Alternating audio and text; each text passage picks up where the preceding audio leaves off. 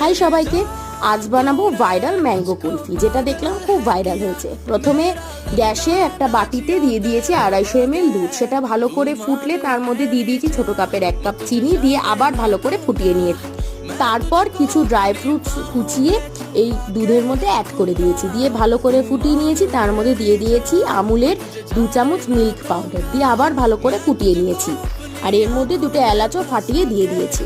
তারপর নিয়ে নিয়েছি 2টো আমটাকে ঠিক এভাবে কেটেছি, আঠিটা বার করে এরকম করে আমটাকে কেটেছি। এবার আমের মধ্যে মালাইটা দিয়ে দিয়েছি, দিয়ে পুরো ভরে আমের মুখটা আটকে আমটাকে 12 থেকে 14 ঘন্টা ফ্রিজে দিয়েছি। তো ফ্রিজ থেকে 12 থেকে 14 ঘন্টা পর বার করে আমের খোসাটা ছাড়িয়ে এভাবে গোল গোল করে কেটে নিয়েছি। তো ঠান্ডা ঠান্ডা তোমরা এটা সার্ভ করতে পারো, খেতে কিন্তু ভীষণ ভালো হয়। তো ভিডিওটা এতটাই, টাটা।